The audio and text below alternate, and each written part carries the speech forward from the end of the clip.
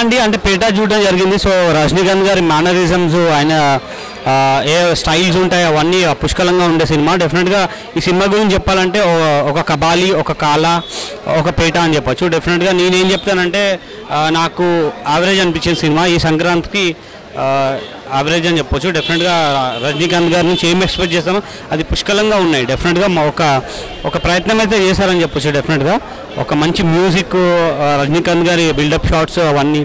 So ఓవరాల్గా ఆ movie గురించి చూసుకుంటే నాకు అనిపించింది రజనీకాంత్ గారి పర్ఫార్మెన్స్, ఆయన ఒక ఎంగేజ్లో at the same time after age తర్వాత అంటే 10 years ఈ 20 years గ్యాప్లో ఆయన వేరియేషన్ చాలా బాగా చూపించారు. యంగ్ రజనీకాంత్ గారిని చూస్తాం, తర్వాత ఓల్డ్ రజనీకాంత్ గారిని చూస్తాం అనమాట సినిమాలో. డెఫినెట్గా సిమ్రాన్, త్రిష అందరి పర్ఫార్మెన్స్ ఆఫ్టర్ లాంగ్ బ్యాక్ తర్వాత వీళ్ళిద్దరిని స్క్రీన్ పైన చూడడం చాలా మంచిగా అనిపించింది. సో డెఫినెట్గా ఈ సంక్రాంతికి నాకైతే మీరు వచ్చి ఎంజాయ్ చేయొచ్చు, బట్ నాకైతే యావరేజ్ అనిపించింది. Thank you. అందరు బాగా చేశారండి. ఇప్పుడు ఒకరి గురించి అని చెప్పలేము, ఇక సినిమా అంతా అందరు బాగా చేశారు. సో డెఫినెట్గా ఈ సంక్రాంతికి కొంచెం వచ్చి చూడండి సినిమాని.